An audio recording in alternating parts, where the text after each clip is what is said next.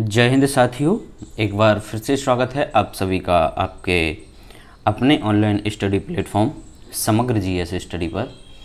और आज आपके बीच पुनः आया हूँ यूपी पुलिस कांस्टेबल री एग्ज़ाम 2024 का जो आपका मॉडल पेपर तीसरा है उसको लेकर। ठीक है, हम लोग यहाँ पर घटना चक्र की ये टॉय सीरीज़ है, इसको कवर कर रहे हैं। ठीक है, तो काफ़ी महत्वपूर्ण सीरीज होने वाली है। आप लोगों से अपेक्षा रहेगी कि आप लोग सभी वीडियोस को पूरा देखेंगे। ठीक है, एक एक क्वेश्चंस इसमें काफ़ी महत्वपूर्ण है, तो आई होप कि आप सब लोग इस बात का विशेष ध्यान रखेंगे। ठीक है, चूँकि आज थोड़ा आपसे 2 मिनट बात करूँगा मैं।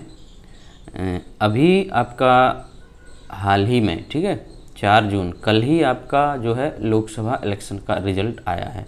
ठीक, तो यहाँ पर हमने देखा है स्पेशली आपके उत्तर प्रदेश में, ठीक है, हमारा जो यूपी है यहाँ पर जो इस बार की वोटिंग हुई है, ठीक है, उससे जो सत्ताधारी पार्टी है बीजेपी है उसको इस बार काफ़ी मुँह की खानी पड़ी। ठीक है, वो लोग जो सोच रहे थे कि हम लोग इतना कर लेंगे उतना कर लेंगे, पर रिज़ल्ट जो है वो इसके जस्ट विपरीत आया है।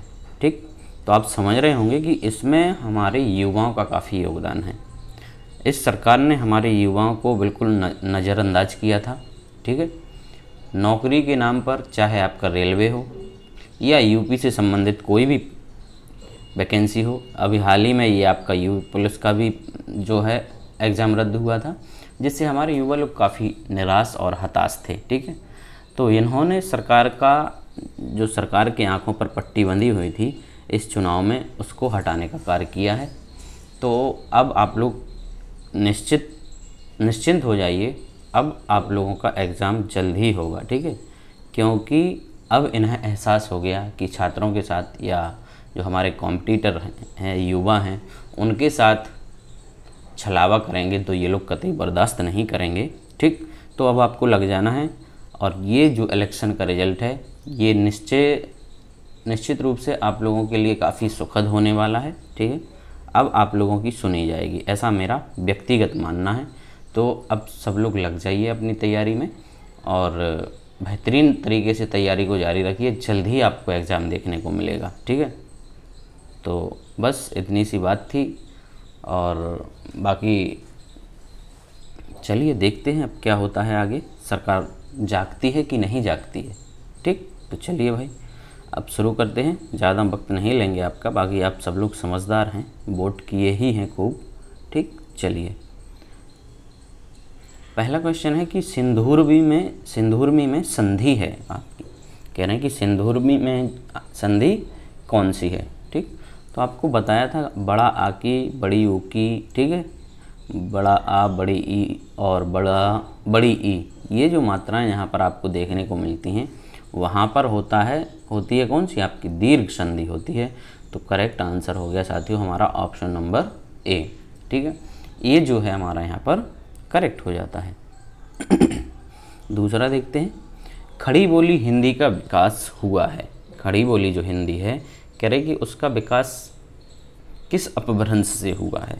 ठीक है, तो खड़ी बोली है, खड़ी बोली का जो विकास हुआ है वो हुआ है हमारा कहाँ से, जो सौरसेनी अपभ्रंश है ना आपका, ऑप्शन नंबर सी दिया गया है, ये आपका यहाँ पर करेक्ट हो जाता है।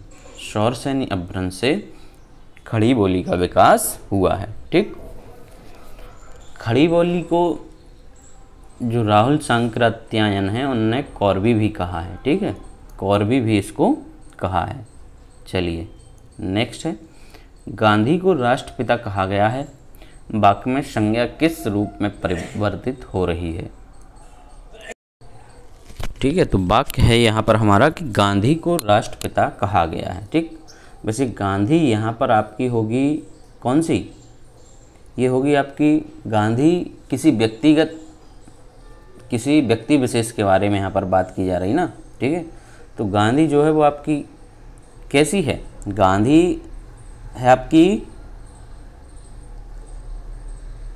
यहाँ पर जातिवाचक। ठीक है, गांधी जो शब्द हुआ है प्रयुक्त हुआ है वो कैसा है यहाँ पर आपका, गांधी हमारा जातिवाचक शब्द है। ठीक, तो राइट आंसर हो जाएगा हमारा बी कि जातिवाचक शब्द से, ठीक है, जब कोई जातिवाचक संज्ञा, ठीक, किसी व्यक्ति विशेष के लिए की जाती है तो फिर वो व्यक्तिवाचक में कन्वर्ट हो जाती है। तो यहाँ पर जो हमारी संज्ञा है वो किस रूप में, जातिवाचक से व्यक्तिवाचक में कन्वर्ट हो रही है। ठीक, तो करेक्ट आंसर हो जाएगा क्या, option number B. Fourth question देखते हैं। स्रा एक संयुक्त व्यंजन है, इसमें किन दो वर्णों को सम्मिलित किया गया है। ठीक है, ये आपका स्रा, सा प्लस रा, ठीक है, सा प्लस रा ये आपका वर्ड होता है। तो करेक्ट आंसर क्या हो गया, सी हो गया। ठीक है, ये इन दो वर्णों से मिलकर बना हुआ है, राइट आंसर हो गया ऑप्शन नंबर सी। पांचवा देखते हैं। रमेश की पुस्तक पुरानी है, इस वाक्य में पुस्तक शब्द है, पुस्तक, ठीक है, पुस्तक शब्द आपका कैसा है, रमेश की पुस्तक पुरानी है तो पुस्तक शब्द है। ठीक है, क्या है गोया, ये पुस्तक जो है आपका विशेष्य हो गया। ठीक है, क्या हो गया, विशेष्य हो गया। करेक्ट आंसर हो गया ऑप्शन नंबर ए। ठीक है साथियों, राइट आंसर क्या हुआ, ऑप्शन नंबर ए हमारा यहाँ पर करेक्ट हो जाता है। सिक्स्थ क्वेश्चन देखते हैं। मेरे घर से आपका घर 5 किलोमीटर दूर है, इस वाक्य में घर से में कौन सा कारक है। मेरे घर से आपका घर 5 किलोमीटर दूर है, इस वाक्य में कौन सा कारक है। ठीक है, तो यहाँ पर क्या है, दूरी वाली बात हो रही ना, कैसी हो रही, दूरी, और से विभक्ति लगी है तो अलग होने के संदर्भ में आपको कई बार बताया गया, वहाँ पर आपका होता है अपादान कारक। क्या होता है, अपादान। तो राइट आंसर क्या हो गया साथियों, डी जो है यहाँ पर करेक्ट हो गया। चलिए नेक्स्ट देते हैं। निम्नलिखित प्रश्न में 4 विकल्पों में से दिए गए वाक्य का सही काल वाला विकल्प पहचानिए। दीपा पौधों को पानी दे रही थी।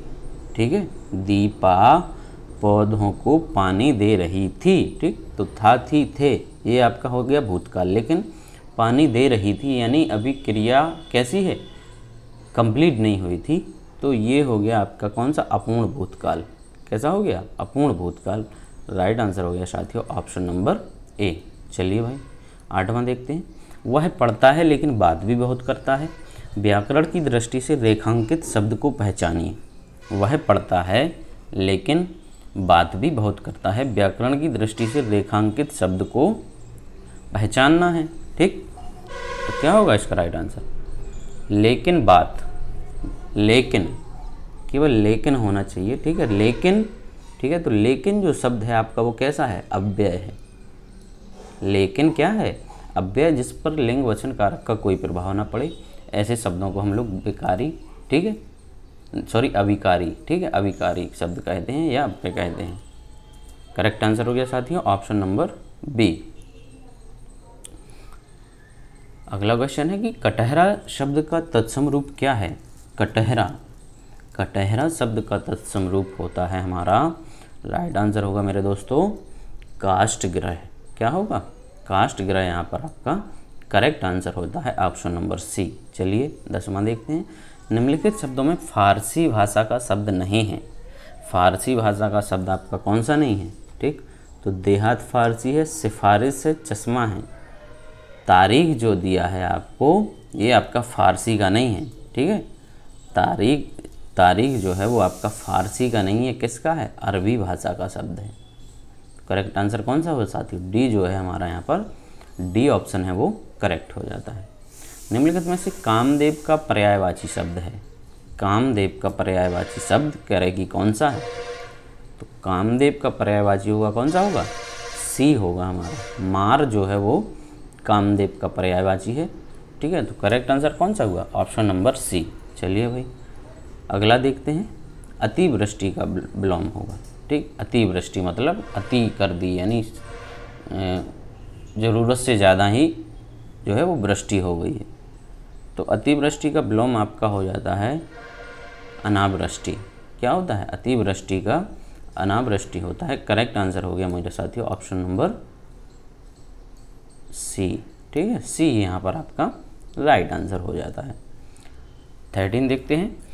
जिसकी कोई उपमा ना दी जा सके के लिए एक शब्द होगा। जिसकी कोई उपमा ना दी जा सके तो ऐसा शब्द, उसके लिए एक शब्द होता है आपका अनुपम। ठीक है, अनुपम कीर्ति है, ठीक है, अनुपम कहते नहीं, अनुपम भेंट दी है जिसकी को किसी से आपकी उपमा ना दी जा सके। तो करेक्ट आंसर हो गया साथियों ऑप्शन नंबर ए। चलिए 14 देखते हैं। लाल पीला होना मुहावरे का सही अर्थ क्या है? लाल पीला होना मुहावरे का सही अर्थ कह रहे कि क्या है? ठीक, तो लाल पीला होना यानी बहुत क्रोधित होना या क्रोध करना। तो ये जो है हमारा ऑप्शन यहाँ पर करेक्ट हो जाता है, बहुत क्रोध करना। राइट आंसर हो गया ऑप्शन नंबर ए। 15वां देखते हैं। कोयले की दलाली में मुँह काला लोकोक्ति का सही अर्थ। कोयले की दलाली में मुँह काला, ठीक, कोयले की दलाली में मुँह काला मतलब कि आप लोग, यदि कोई भी व्यक्ति हो बुरी संगति करता है तो उसको कलंक लगता है, बुरी संगति में कलंक लगता है साथियों। राइट आंसर हो गया ऑप्शन नंबर सी। 16वां देखते हैं। प्रत्युत्पन्न शब्द में प्रयुक्त उपसर्ग है।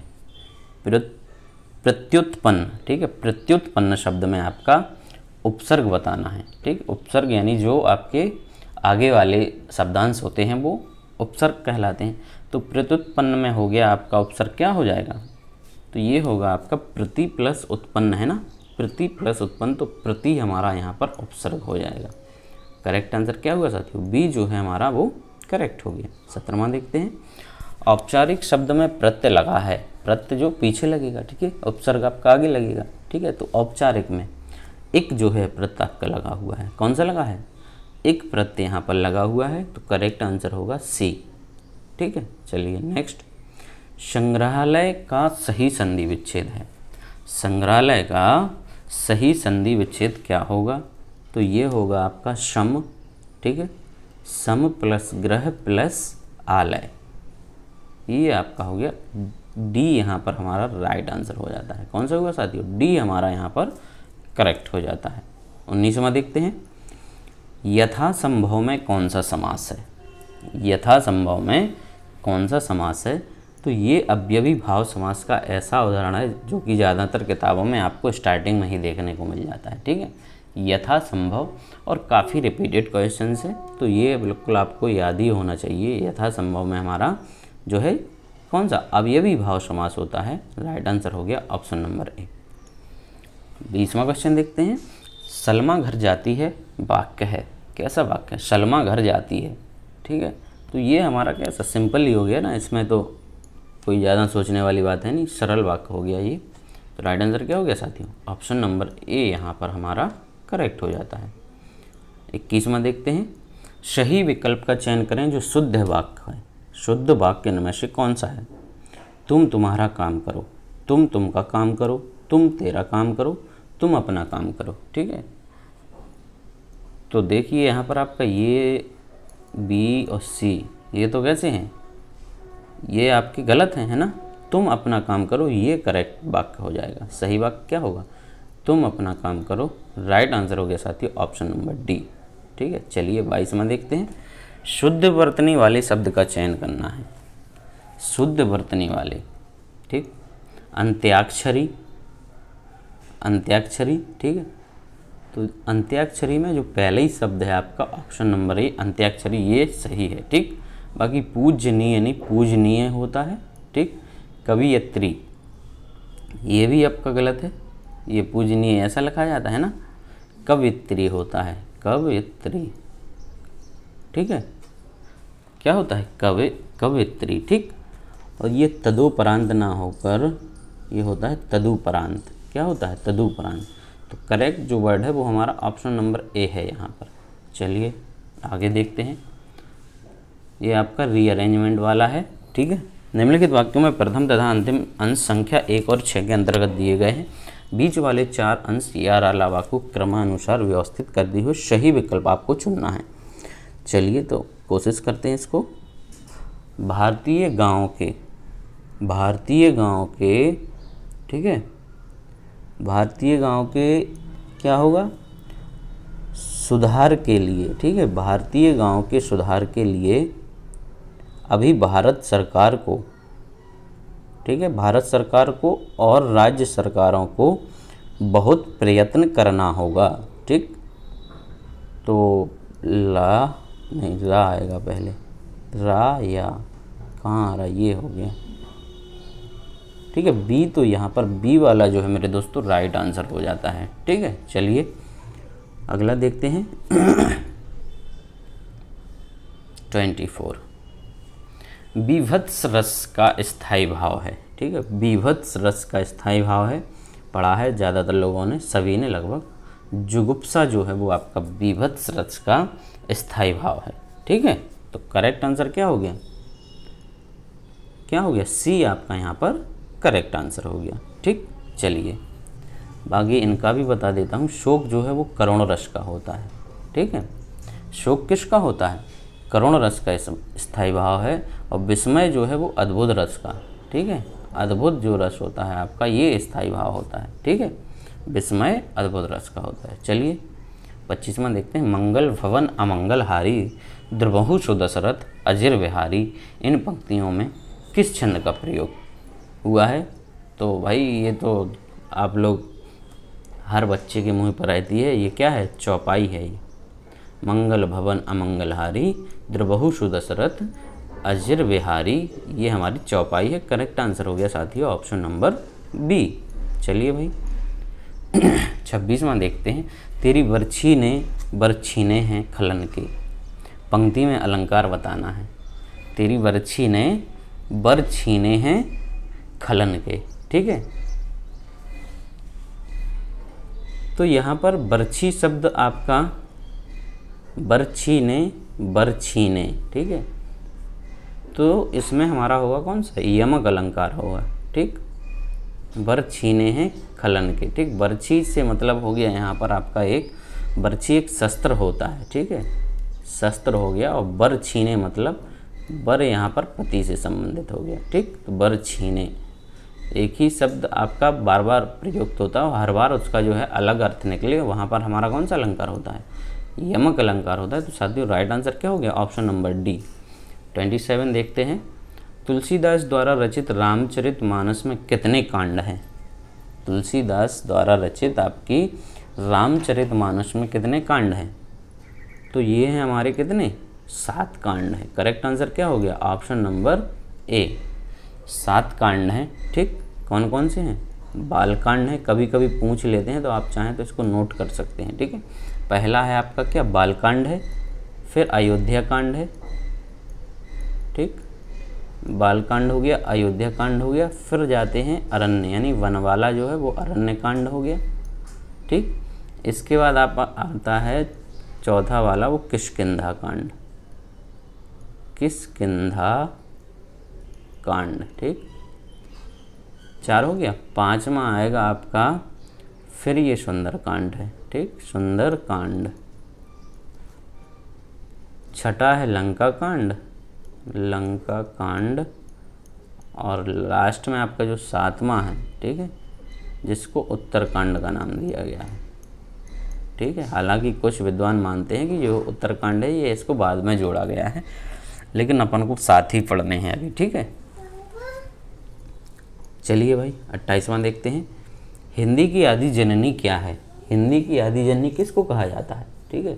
तो हिंदी की आदि जननी जो है वो संस्कृत को कहा जाता है। तो करेक्ट आंसर हो गया ऑप्शन नंबर बी। क्या हो गया साथियों, बी जो है आपका करेक्ट आंसर हो गया। चलिए अब है हमारा ऊपरी दिखावे के रूप में होने वाला वाक्यांश के लिए एक शब्द होगा, ठीक। ऊपरी दिखावा कहते नहीं, कोई कार्य जैसे किया जा रहा हो कुछ भी, तो बोले ये तो मत केवल फॉर्मेलिटी मात्र है, बाकी सारा कुछ हो गया। ऊपरी दिखावा मतलब औपचारिकता की जाती है, ठीक है, जिसको हम लोग इंग्लिश में फॉर्मेलिटी बोलते हैं कि फॉर्मेलिटी की जा रही है, ठीक। तो जो ऊपरी दिखावा किया जाता है वो औपचारिक होता है, ठीक है। कैसा होता है, औपचारिक, ठीक। करेक्ट आंसर हो गया ऑप्शन नंबर सी। चलिए भाई कौन सा शब्द बायस का समानार्थी शब्द नहीं है। बायस का समानार्थी शब्द कह रहे कि कौन सा शब्द नहीं है, तो ये है राइट आंसर होगा यहाँ पर डी वाला। हरित जो है वो बायस का समानार्थी शब्द नहीं है। करेक्ट आंसर क्या हो गया, डी। चलिए भाई अब क्या है 36वां कह रहे हैं, दिए गए वाक्य में रेखांकित खंड को प्रतिस्थापित करने के लिए सबसे उपयुक्त विकल्प का चयन करें। यदि इसे प्रतिस्थापित करने की आवश्यकता नहीं है तो विकल्प किसी भी बदलाव की आवश्यकता नहीं चयन कर कीजिए। ठीक है, चलिए देखते हैं। उसका भाई सेक्रेटरी लगा हुआ है, सेक्रेटरी लगता है, उसका भाई सेक्रेटरी है, किसी बदलाव की आवश्यकता नहीं है, या सेक्रेटरी लगा है। ठीक है, तो क्या होना चाहिए आपके मुताबिक, कमेंट ज़रूर करें। ठीक है, तो सेक्रेटरी लगा हुआ है नहीं, मतलब सेक्रेटरी जो है क्या है, सेक्रेटरी है। राइट आंसर क्या हो गया, बी वाला। ठीक, चलिए 37 लिखते हैं। दिए गए वाक्यांश के लिए एक शब्द दीजिए जिसका विवाह ना हुआ हो। जिसका विवाह ना हुआ हो उसके लिए एक शब्द क्या होता है, तो उसके लिए होता है अपरिणीत। ठीक है, अपरिणीत, परिणीत जिसका हो गया हो, अपरिणीत जिसका विवाह ना हुआ हो। तो राइट आंसर हो गया कौन सा दोस्तों, बी जो है हमारा यहाँ पर करेक्ट हो गया। यहाँ से आपको मिलता है सामान्य ज्ञान का ज़बरदस्त पोर्शन। तो वीडियो के अंत तक बने रहना है, काफ़ी आनंद आने वाला है आप लोगों को।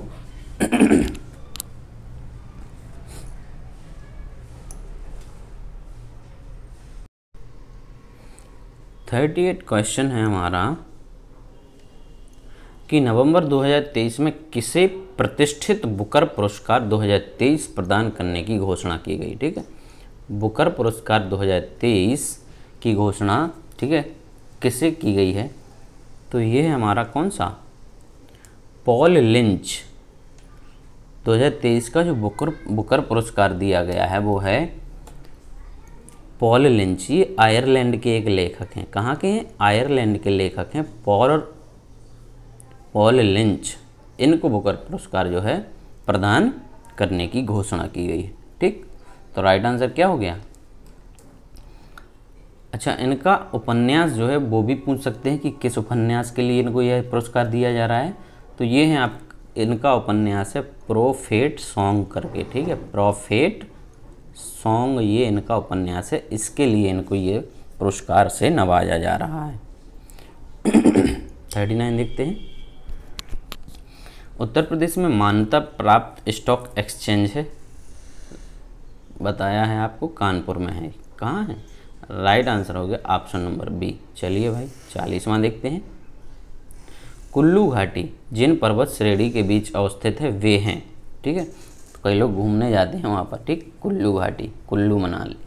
तो कुल्लू घाटी जिन पर्वत पहाड़ों के बीच स्थित है वो है आपकी धौलाधार और पीर पंजाल की पहाड़ियाँ हैं, इन्हीं के बीच में आपकी कुल्लू घाटी है। तो करेक्ट आंसर हो गया ऑप्शन नंबर ए। क्या हो गया, धौलाधार तथा पीर पंजाल। राइट आंसर क्या हो गया, ए हमारा यहाँ पर करेक्ट हो जाता है। 41 देखते हैं। अक्टूबर 2023 में किसने ओडिशा के नए राज्यपाल के रूप में शपथ ग्रहण किया था। ओडिशा में नए राज्यपाल के रूप में शपथ ग्रहण किसने किया था, तो ये किया था किसने, रघुवर दास ने। करेक्ट आंसर क्या हो गया, बी, रघुवर दास ओडिशा के नए राज्यपाल के रूप में इन्होंने शपथ ग्रहण किया था। ठीक है, चलिए 42वां देखते हैं। उत्तर प्रदेश का सबसे बड़ा वन्यजीव विहार है। सबसे बड़ा वन्यजीव विहार कौन सा है, यूपी का हस्तिनापुर है। करेक्ट आंसर क्या हो जाएगा, ऑप्शन नंबर सी, हस्तिनापुर। ठीक है, और इसकी जो स्थापना हुई थी वो 1986 में हुई थी 1986 में। और 20,073 इसका जो है वो एरिया है, 20,073 वर्ग किलोमीटर, 20,073 वर्ग किलोमीटर। 43वां देखते हैं। उत्तर प्रदेश का गुरु पूर्णिमा पर्व समर्पित है। गुरु पूर्णिमा जो पर्व है, ठीक है, वो किसके लिए समर्पित है, तो ठीक है, गुरु पूर्णिमा ये है गुरु जो है व्यास जी के लिए। करेक्ट आंसर क्या हो गया, ए। ठीक, ये व्यास जी को समर्पित है। राइट आंसर हो गया ऑप्शन नंबर ए। ठीक है, चलिए 44वां देखते हैं। निम्नलिखित नदियों में से कौन सी एक उत्तर प्रदेश से नहीं गुजरती है। उत्तर प्रदेश से आपकी कौन सी नहीं गुजरती है, ठीक है, कौन सी नहीं गुजरती है बताएं आप लोग। रामगंगा है, गोमती है, ठीक है, राप्ती भी यूपी। वेन गंगा जो है आपकी, वैन गंगा उत्तर प्रदेश से नहीं गुजरती है। ठीक है, वैन गंगा ये साउथ इंडिया यानी दक्षिण भारत की आपकी एक नदी है, साउथ इंडिया की। ठीक, तो करेक्ट आंसर क्या हो गया, सी हमारा हो गया साथियों, सी। ठीक, चलिए 45 में देखते हैं। नवंबर 2023 में प्रधानमंत्री नरेंद्र मोदी ने वीडियो कॉन्फ्रेंसिंग के माध्यम से 10,000वें जन औषधि केंद्र का उद्घाटन कहाँ किया था? जन औषधि केंद्र, ठीक है।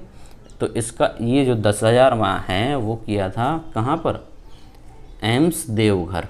करेक्ट आंसर क्या हो गया, डी, एम्स देवघर में इसका उद्घाटन किया गया था।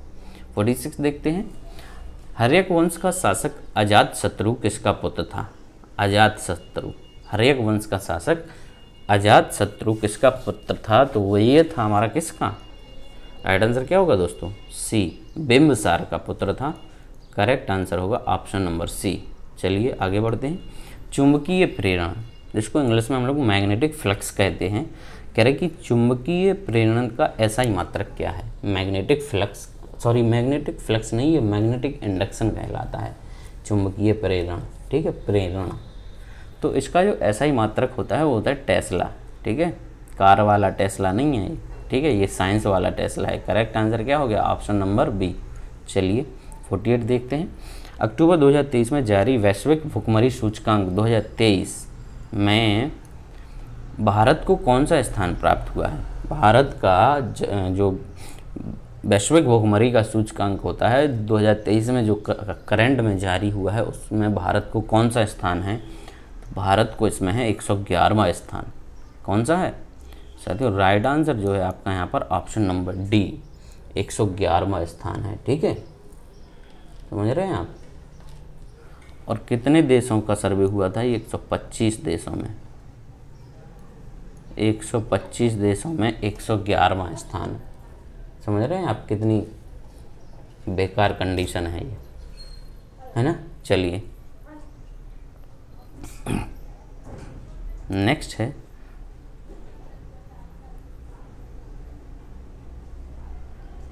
निम्नलिखित में से कौन भारतीय संविधान के अंतर्गत सही सुमेलित नहीं है? भारतीय संविधान के अंतर्गत सही सुमेलित नहीं है बताना है हमको। तो पंचायत भाग 9 में है, ठीक है, नगर पालिका भाग 9 के का में है, और सहकारी समितियां भाग 9 के खा में हैं।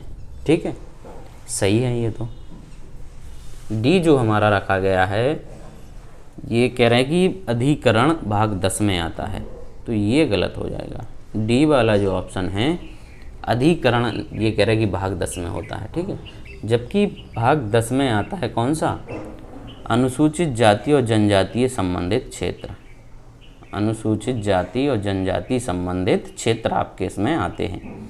50वां देखते हैं। अक्टूबर 2023 में 8वां ब्रिक्स अंतर्राष्ट्रीय प्रतिस्पर्धा सम्मेलन 2023 कहाँ पर आयोजित हुआ? ब्रिक्स, G20 तो आपका न्यू दिल्ली में हुआ था। ठीक है, ब्रिक्स का कह रहे हैं कि ब्रिक्स आपका ये कहाँ पर हुआ था? ठीक, तो 8वां ब्रिक्स सम्मेलन ये भी आपका न्यू दिल्ली में हुआ था, है ना? ब्रिक्स कहाँ पर हुआ था? नई दिल्ली में। राइट आंसर हो गया ऑप्शन नंबर ए, 2023 का। चलिए 51वां देखते हैं। निम्नलिखित में से कौन सा जनपद प्रयागराज जनपद के साथ सीमा नहीं बनाता है? प्रयागराज जनपद के साथ सीमा नहीं बनाता है, कौन सा नहीं बनाता है? तो ये आपका जौनपुर तो बनाता है, ठीक है, जौनपुर बनाता है, प्रतापगढ़ भी बनाता है, भदोही भी बनाता है, फतेहपुर नहीं बनाता है। ठीक है, तो राइट आंसर क्या हो गया साथियों? डी हमारा यहाँ पर करेक्ट हो जाता है। 52 देखते हैं। अंतर्राष्ट्रीय साक्षरता दिवस कब मनाया जाता है? अंतर्राष्ट्रीय साक्षरता दिवस मनाया जाता है ये प्रतिवर्ष हमारा कब? 8 सितंबर को मनाया जाता है। राइट आंसर क्या हो गया दोस्तों? डी वाला यहाँ पर करेक्ट हो गया। 53 देखते हैं। दक्षिण पूर्व एशिया का पहला नाइट स्काई अभ्यारण्य भारत के किस राज्य या केंद्र शासित प्रदेश में स्थापित किया गया है? दक्षिण पूर्व एशिया का पहला नाइट स्काई अभ्यारण्य, ठीक है, एशिया की बात हो रही है यहाँ पर, ठीक,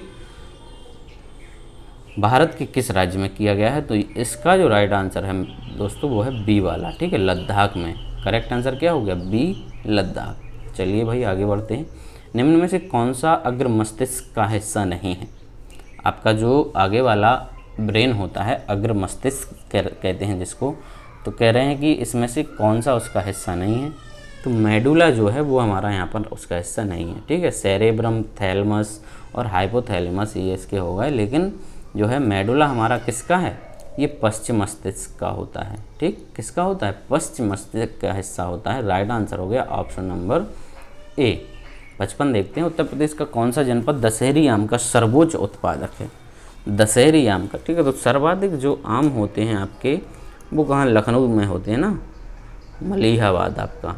तो दशहरी आम का सर्वोच्च जो है उत्पादक वो है आपका क्या हो जाएगा, लखनऊ हमारा यहाँ पर करेक्ट आंसर हो जाएगा, ठीक है।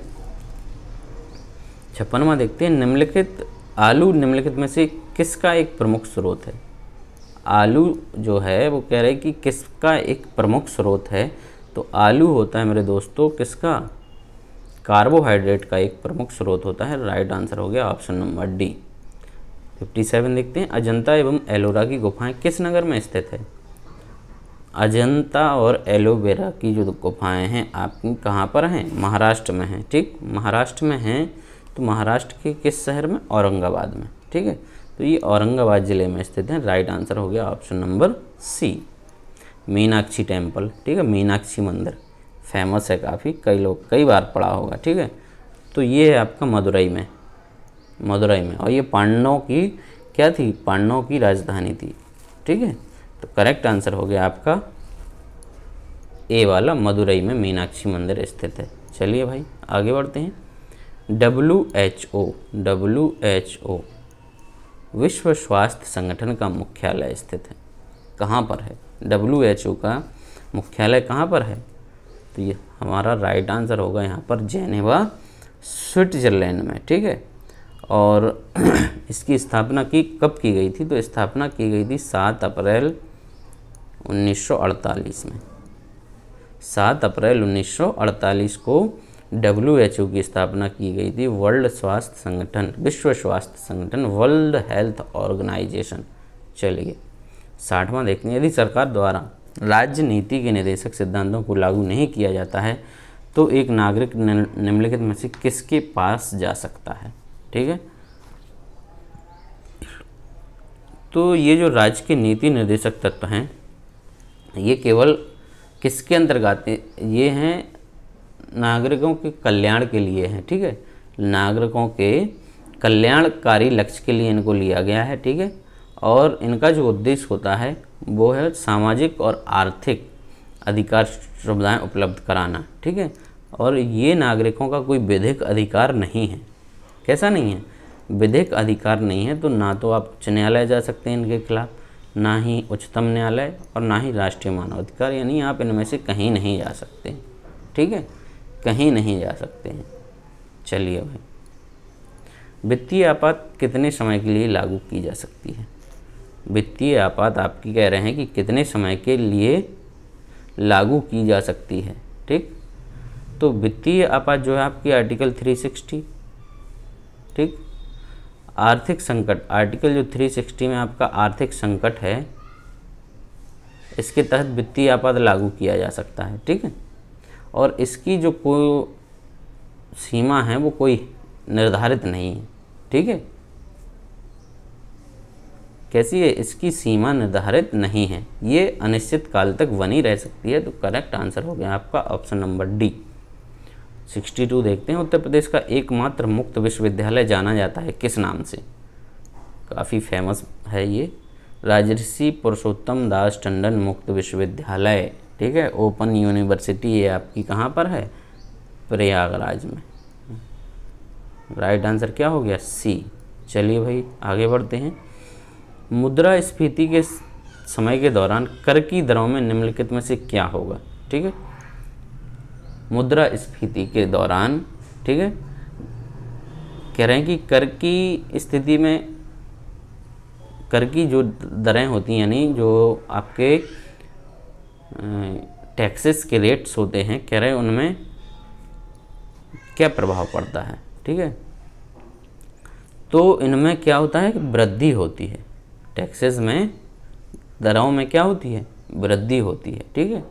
तो राइट आंसर क्या हो गया, ऑप्शन नंबर ए। चलिए भाई, चेचक के लिए टीके या वैक्सीनेशन का आविष्कार किसने किया था। चेचक के टीके का आविष्कार कह रहे हैं कि किसने किया था, तो राइट आंसर होगा इसका एडवर्ड जेनर। सी मेरे साथियों करेक्ट आंसर होगा, एडवर्ड जेनर। ठीक है, चलिए 65 देखते हैं।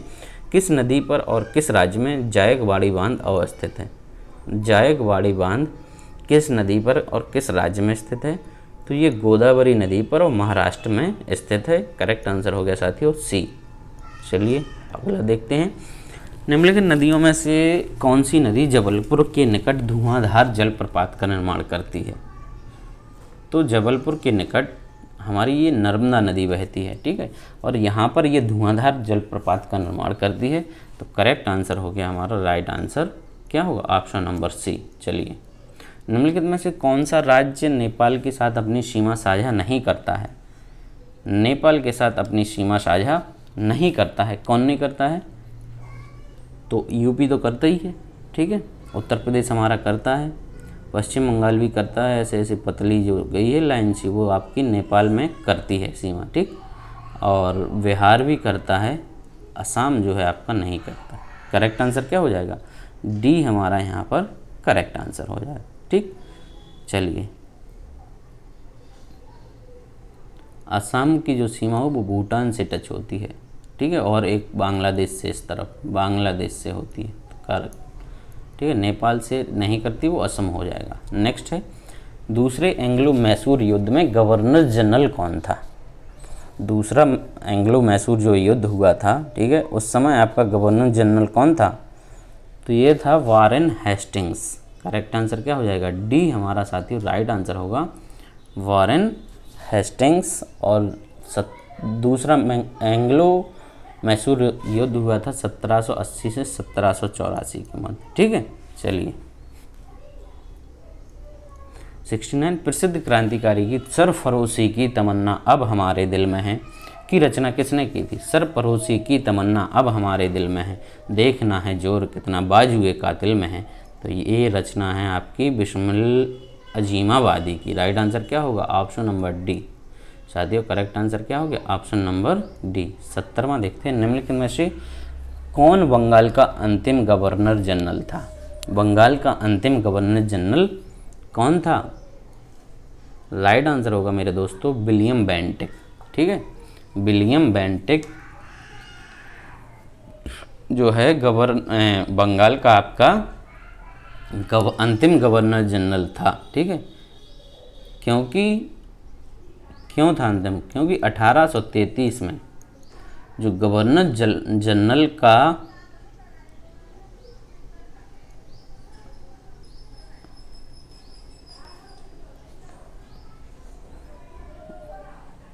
बंगाल का जो गवर्नर जनरल होता था उसको किसका? फिर भारत का गवर्नर जनरल बना दिया। ठीक है, इसका जो पद है वो बंगाल का गवर्नर ना होकर फिर किसका हो गया?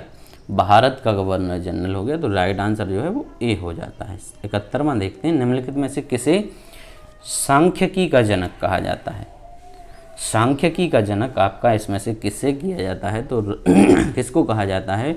ये हमारे R.A. फिशर। करेक्ट आंसर क्या हो जाए?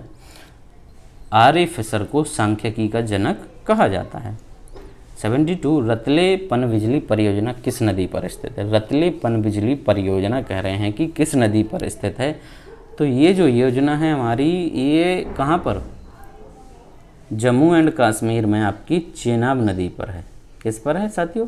राइट आंसर हो गया चेनाब नदी पर रतले पनबिजली परियोजना। 73 देखते हैं।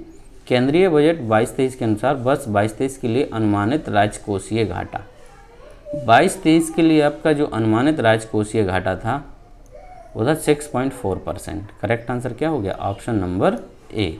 चलिए नेक्स्ट क्वेश्चन है, थॉमस कप संबंधित है आपका। थॉमस कप आपका किस चीज़ से संबंधित है? ठीक है, तो थॉमस कप है हमारा बैडमिंटन से संबंधित। राइट आंसर क्या होगा दोस्तों?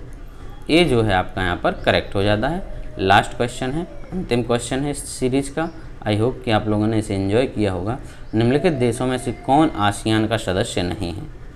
निम्नलिखित देशों में से कौन सा आसियान का आपका सदस्य नहीं है? ठीक, तो भारत जो है वो आसियान देशों का सदस्य नहीं है। करेक्ट आंसर हो गया साथियों ऑप्शन नंबर ए। ठीक है, ए जो यहाँ पर हमारा राइट आंसर होता है। आई होप कि आपने काफ़ी अच्छे से इसको लगाया होगा और आपको मज़ा भी आया होगा। ठीक, तो कल फिर मिलेंगे एक और नए प्रैक्टिस सेट के साथ। तब तक आप सब लोग अपना ध्यान रखें, ठीक है, और अपनी पढ़ाई जो है वो निरंतर रखें। और हाँ, चैनल पर पहली बार आए हैं तो चैनल को सब्सक्राइब ज़रूर करें। Thank you.